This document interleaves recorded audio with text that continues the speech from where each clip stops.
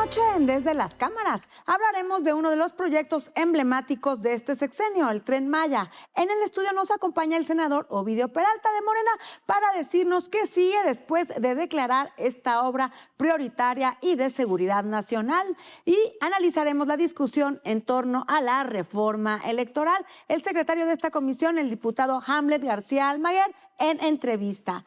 Desde las Cámaras comenzamos. Durante el último año, el Congreso de la Unión ha aprobado diversos ordenamientos que en su mayoría están vinculados a temas de igualdad e inclusión, seguridad pública y en materia de salud. Destacan la Ley Federal de Revocación de Mandato, la Ley Federal de Protección del Patrimonio Cultural de los Pueblos, Comunidades Indígenas y Afromexicanos, la Ley General de Movilidad y Seguridad Vial y la Ley de Impuestos Generales de Importación y Exportación, por citar algunos. Si bien estas leyes y decretos están orientados a fortalecer sectores primordiales de la economía, la seguridad y el bienestar de la población, siguen pendientes varios acuerdos que contribuyan a la construcción de un país más justo e incluyente. El grupo mayoritario en el Congreso de la Unión ha iniciado una serie de foros y asambleas informativas sobre la reforma electoral y en ambas cámaras se realizan los análisis de temas económicos y sociales que esperemos ayuden a delinear la agenda legislativa del periodo ordinario de sesiones que arrancará en septiembre próximo. Desde aquí seguiremos dando seguimiento a estos importantes encuentros. Esto fue lo que se debatió durante esta semana en la Comisión Permanente del Congreso de la Unión. La Comisión Permanente inició con una sesión solemne para conmemorar los 100 años del arribo a México de la maestra y poetisa chilena Gabriela Mistral. La presidenta de la Comisión Permanente, Olga Sánchez Cordero, comentó: Gabriela Mistral fue una de las poetisas más notables de la literatura chilena e hispanoamericana. Se le considera una de las principales referentes de la poesía femenina universal y por su obra obtuvo en 1945 el primer Premio Nobel de Literatura para un autor latinoamericano. Por su parte, el presidente de la Junta de Coordinación Política del Senado de la República, Ricardo Monreal, afirmó: la poesía de Gabriela Mistral estaba impregnada de su vivencia en México y en su natal Chile. Amó a su tierra, pero también amó a la nuestra. Por eso su espíritu es capaz de relucir en los más oscuros contextos. Posteriormente, en el Pleno de la Comisión Permanente, fueron votados a favor 10 puntos de acuerdo. Destacó el que exhorta a publicar la norma oficial mexicana relativa al tamiz neonatal.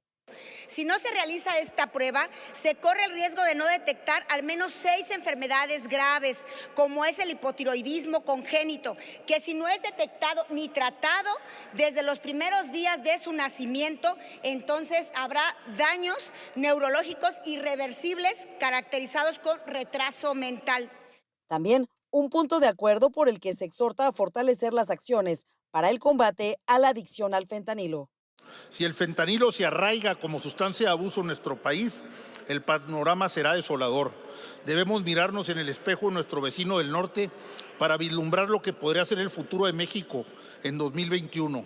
Las muertes por sobredosis de fentanilo en Estados Unidos superaron las 100,000 y la tendencia es hacia un alza no solo sostenida, sino exponencial. También destacó un punto de acuerdo por el que se exhorta a continuar las acciones para la detección oportuna y tratamiento contra el cáncer de mama.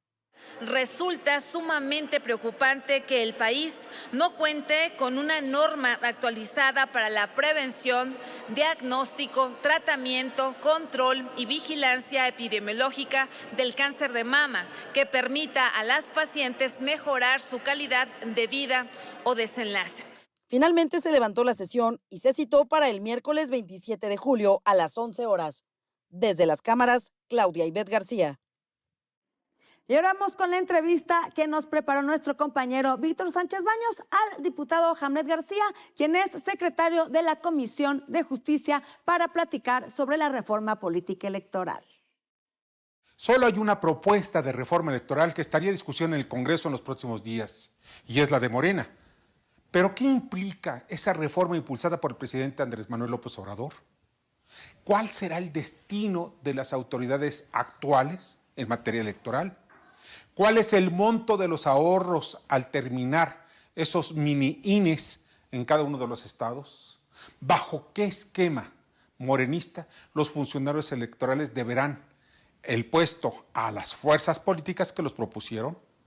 ¿Cuánto costarán las elecciones de magistrados y consejeros electorales? De todo esto vamos a platicar con el diputado Hamlet García Almaraz, de Morena, secretario de la Comisión de Justicia y de la Comisión de Análisis de la Reforma Electoral. Tenemos tres ejes fundamentales, Víctor. El primero es el de la austeridad republicana. Desde el año 2018 este principio aplica en el Poder Ejecutivo y en el Legislativo.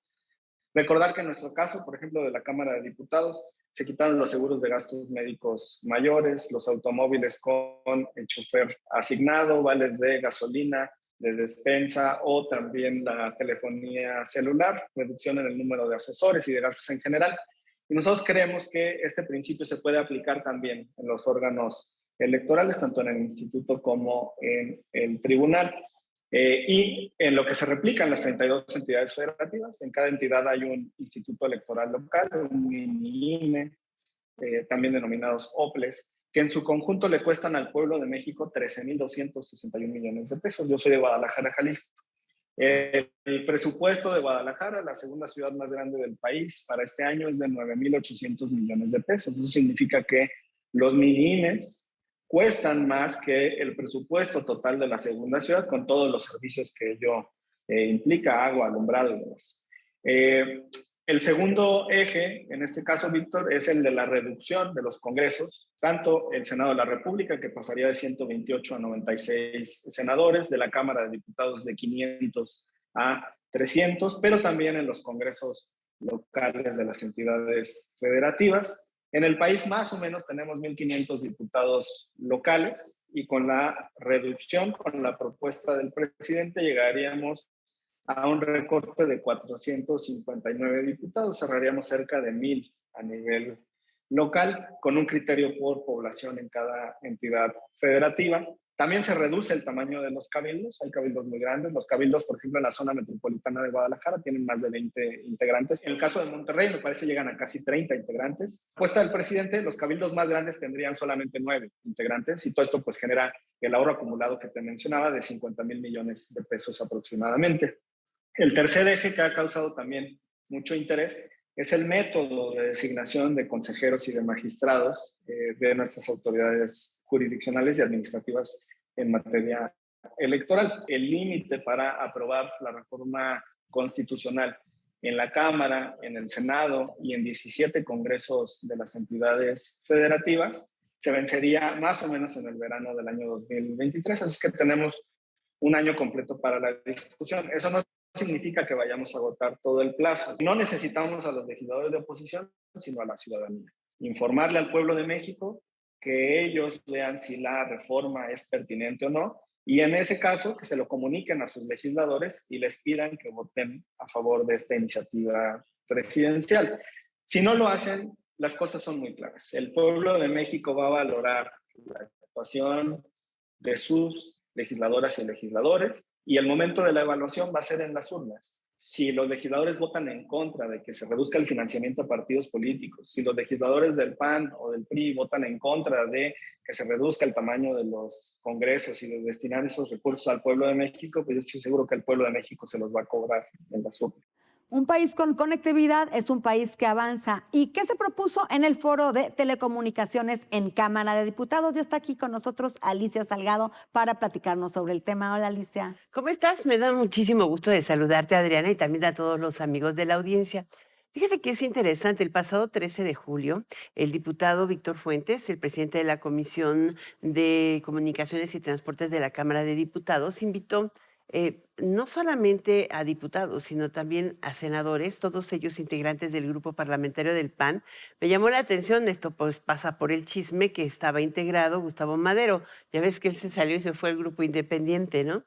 El tema es que participaron muchas personas hablando de inclusión y de pobreza y de cómo la digitalización es fundamental, la extensión de las oportunidades de utilización de los teléfonos celulares y la conectividad para reducir esas brechas de pobreza, de educación, de salud, en fin, es interesante el foro en sí mismo.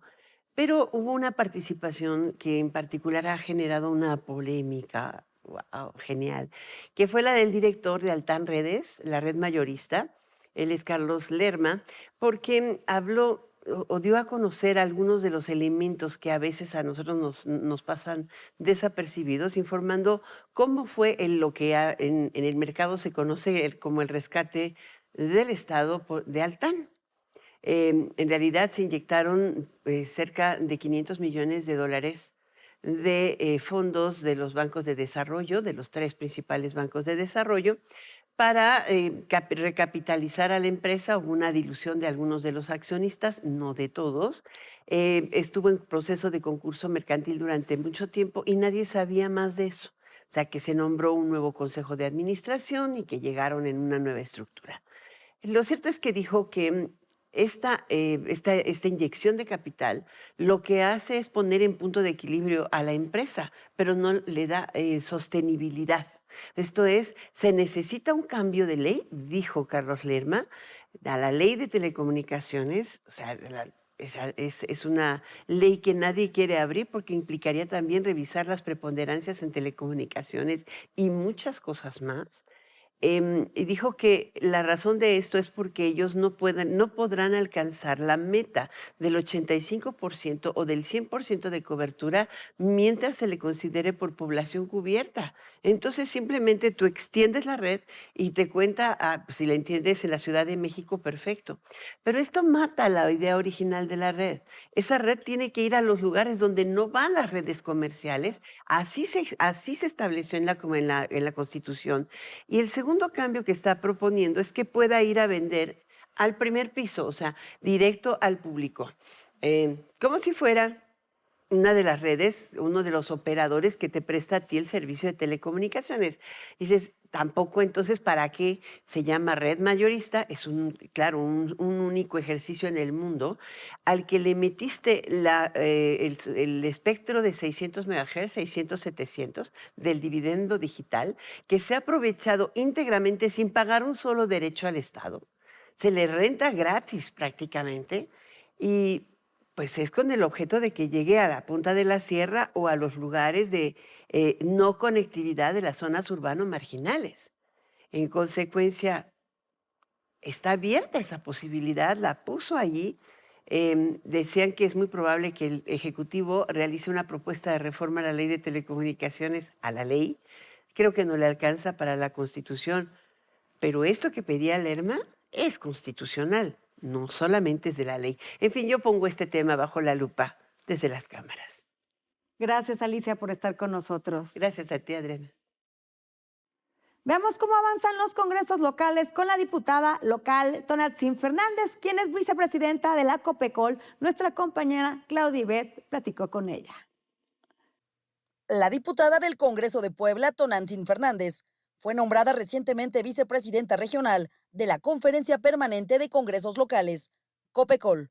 Poder ser vicepresidenta regional de la región número 2, que abarcan los congresos locales de Ciudad de México, de Tlaxcala, de Morelos, de Guerrero y obviamente de Puebla. Son 5 estados que conforman la región número 2 y que bueno, ahora a nosotros nos tocará coordinar estos trabajos. El objetivo de esta conferencia plural y apartidista, que reúne a más de 1,300 diputadas y diputados locales, es fortalecer el federalismo legislativo e intercambiar experiencias. Es un espacio institucional pluripartidista abierto a los legisladores locales de las 32 entidades federativas y el objetivo efectivamente es fortalecer el federalismo legislativo y reposicionar el rol de los legisladores. Además, reflexiona sobre la importancia de impulsar prácticas de parlamento abierto. en el Congreso, evidentemente es muy importante que la gente pueda ver a través de las distintas redes sociales, de distintas plataformas, lo que está sucediendo día a día en el Congreso de Puebla. Recordemos que los congresos locales, todos los congresos locales son la caja de resonancia, es la máxima tribuna donde se ponen en la mesa los problemas más importantes de ese momento de los distintos estados. Y bueno, evidentemente los diputados y las diputadas tenemos una gran responsabilidad de poder transparentar todo nuestro quehacer legislativo. Finalmente, la diputada Tonantzin Fernández nos habló sobre la agenda próxima de la Conferencia Permanente de Congresos Locales, COPECOL. Tendremos reuniones mensuales de una manera híbrida. Ahora nos va a tocar vía Zoom debido al tema de la pandemia y también debido al tema de las agendas, porque vienen diputados de todo el país. Y la siguiente reunión la tendremos el 26 de agosto en Nayarit. Desde las cámaras, Claudia Ivette García.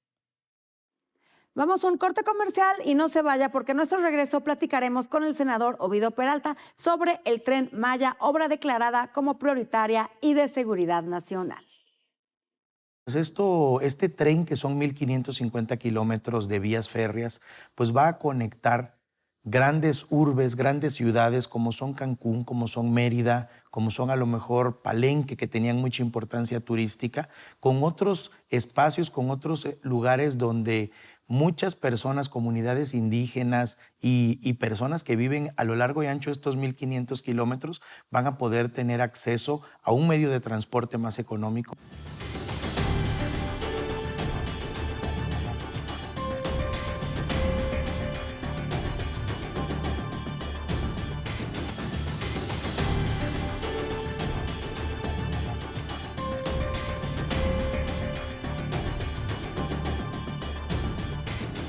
De Comalcalco, Tabasco, licenciado en Contaduría, Ovidio Peralta Suárez, recibimos con alegría.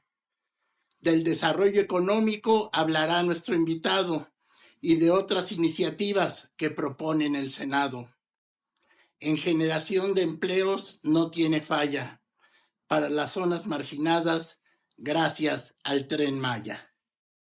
Gracias por continuar con nosotros aquí en Desde las Cámaras. Ya nos acompaña en el estudio el senador Ovidio Peralta, con quien vamos a platicar sobre el Tren Maya, obra declarada como prioritaria y de seguridad nacional. ¿Qué tal? Buenas noches, senador. ¿Cómo está? Hola, buenas noches. Muchas gracias, Adriana. Bienvenido nuevamente a Muchas gracias. Tu casa. Nuevamente estamos por aquí. Muchas gracias y un saludo a tu auditorio. Bueno, pues esta obra emblemática, uno de los proyectos más importantes, si no es que el más importante de este sexenio del presidente Andrés Manuel López Obrador, que bueno, ha sido bastante polémica, ha polarizado a la sociedad y se declara prioritaria y de seguridad nacional. ¿Qué significa eso? Así es, pues mira, eso significa que se busca que ya no sigan habiendo más atrasos legaloides para que continúe el proceso del Tren Maya. Yo te puedo platicar que hace casi un mes estuvimos un grupo de senadores visitando un tramo ya del Tren Maya, donde están construyendo en la parte entre Palenque y Escárcega, que es el primer tramo, y pues la verdad que puedes ver un mundo totalmente distinto del que muchas veces los medios o algunos actores políticos que están en contra del desarrollo, en contra de lo que esta obra representa para el sureste de México, pues que nos informan, ¿no? Entonces, allá están trabajando, las comunidades están muy contentas, representa el Tren Maya en sí mismo desarrollo para el sureste de México, un desarrollo que se había limitado durante muchos años y que va a permitir que 5 estados de la República puedan tener pues una diversificación en las actividades que realizaban. ¿Cuáles son estos 5 estados de la República? Pues es principalmente Yucatán, Quintana Roo, Campeche, Chiapas y Tabasco. Que son, bueno, los menos favorecidos, son la región del sur. Así es, donde se encuentra la mayor parte de pobreza extrema en nuestro país, están concentrados. Y pues este tren, que son 1.550 kilómetros de vías férreas, pues va a conectar grandes urbes, grandes ciudades como son Cancún, como son Mérida, como son a lo mejor Palenque, que tenían mucha importancia turística, con otros espacios, con otros lugares donde muchas personas, comunidades indígenas y personas que viven a lo largo y ancho de estos 1.500 kilómetros van a poder tener acceso a un medio de transporte más económico, también acceso al turismo, a que puedan avanzar todas las zonas arqueológicas que se tienen en este corredor turístico que se va a realizar, y pues eso va a permitir en sí mismo que los artesanos, que los indígenas, que los campesinos puedan comercializar mejor sus productos. Hay un proyecto que se me hace muy interesante, que es el que puedan subir, bueno, desde Tabasco, desde Chiapas, poder subir mercancías, frutas, verduras que se producen ahí hacia la zona turística de Cancún, de Tulum, porque normalmente las frutas, las verduras las traen a la Ciudad de México y desde aquí las vuelven a llevar para allá. Y que son mayoritariamente importaciones Y de que son otros países. exacto. Entonces, estamos hablando de que el Tren Maya no solamente va a generar un flujo de turístico, sino también es un flujo comercial para pequeñas, campesinos, agricultores, productores, artesanos de esa región. En paralelo sabemos también que se está avanzando en el corredor transísmico. Me imagino que estos dos proyectos van de la mano, ya que el corredor transísmico va del istmo de Tehuantepec a Salina Cruz. De Salina Cruz, Oaxaca, a Coatzacoalcos, Veracruz. Así es. Entonces, son zonas, el sureste de nuestro país, y me imagino que van a ir de la mano. ¿De cuánto estamos hablando que se generaría con esta derrama económica? Pues mira, ¿se van a construir también hoteles y infraestructura alrededor de este Tren Maya? Claro, en cada una de las paradas que va a tener el Tren Maya, ahí se va a generar desarrollo. Van a haber espacios para que los indígenas puedan comercializar sus productos, para que los campesinos puedan también tener productos que le den valor agregado, y eso pues va a generar una derrama, y sobre todo que esto va a ser un beneficio para el pueblo, no solamente para unos cuantos o para los privados, sino que va a manejarse con una empresa que lo que va a buscar es pues que se distribuya en las zonas el beneficio colectivo.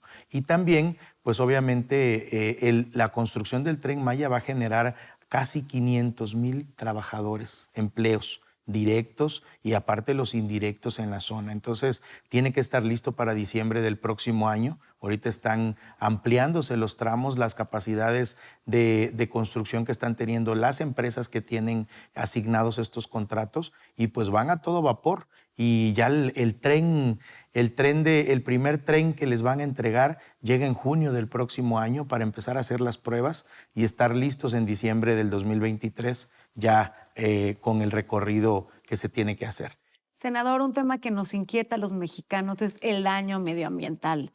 Este decreto de declararla prioritaria de seguridad nacional va a ocultar, va a generar opacidad en los contratos, se van a brincar leyes. No se están... ¿Qué significa o de qué tenemos que revisar los mexicanos? Porque sí es un tema inquietante el tema del medio ambiente. Claro, mira, en primer lugar, más del 80% de la vía del Tren Maya pasa por el derecho de vía que ya existía, que ya es una vía que estaba ahí, a lo mejor en desuso, a lo mejor que nadie le daba mantenimiento, pero ya eso ya tenía sus impactos ambientales desde hace muchos años que los construyeron, y por ahí está pasando el Tren Maya. Eso es el primer punto en el que no debemos nosotros de preocuparnos.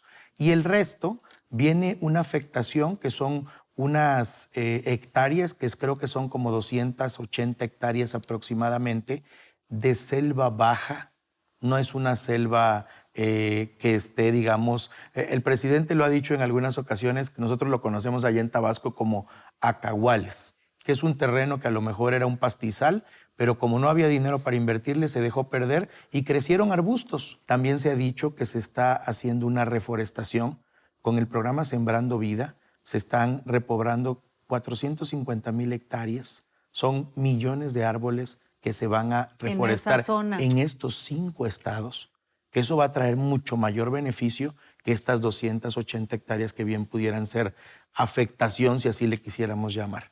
Pero Volteemos a ver cómo se han construido los tramos ferroviarios en otros países, cómo los países de primer mundo, la comunicación que ellos tienen es con trenes. Entonces no podemos nosotros dejar de que por un argumento que a veces no es tan válido, ya nos estaban diciendo hasta que se le va a cambiar el color azul turquesa al mar gracias al Tren Maya. Entonces, hay argumentos que realmente no son científicos, no son reales, son simplemente para denostar. Pero hay otros que sí. Y el lo son. motivo de que se busque que sea un tema de seguridad nacional y que esté a cargo este tramo 5 Sur específicamente, a cargo de la Secretaría de Gobernación y la Secretaría de Protección Ciudadana y Seguridad Pública, pues es precisamente porque necesitamos que esté el trabajo en tiempo y forma, porque lo que están ganando es el tiempo con estos amparos. El primer amparo era porque no se contaba con el manifiesto de impacto ambiental definitivo, solamente se tenía uno provisional. Se tenía anteriormente un decreto, porque así lo mandata la ley, que el presidente podía hacer este decreto para que se pudieran iniciar los trabajos con el manifiesto de impacto ambiental provisional, y se ampararon algunas personas y hubieron jueces que limitaron esto. Senador, toda obra en este país debe contar con una manifestación de impacto ambiental. No deben de haber excepciones. Las reglas son para cumplirse. Sí, y se tenía el manifiesto de impacto ambiental provisional. La ley no dice que tiene que ser definitivo o provisional. Debe de contar con un manifiesto de impacto ambiental. ¿Y por qué no tiene la definitiva? ¿Qué es lo que está faltando para que no? Porque los trámites en algunas dependencias pues necesitaban hacer verificaciones y se fueron atrasando. Muchas gracias por estar con nosotros. Sin duda, toda obra que genere infraestructura, derrama económica y crecimiento en nuestro país es bienvenida, pero hay que estar revisando el tema medioambientalista. Sí, no estamos de acuerdo y no hay ningún problema en el tema medioambiental. Tengan esa seguridad. Gracias, Ovidio, por estar con nosotros esta noche aquí en Desde las Cámaras. Gracias. Gracias por estar con nosotros. No se pierdan próximo jueves, 11:30 de la noche, el único programa que pone bajo la lupa el quehacer legislativo. Buenas noches.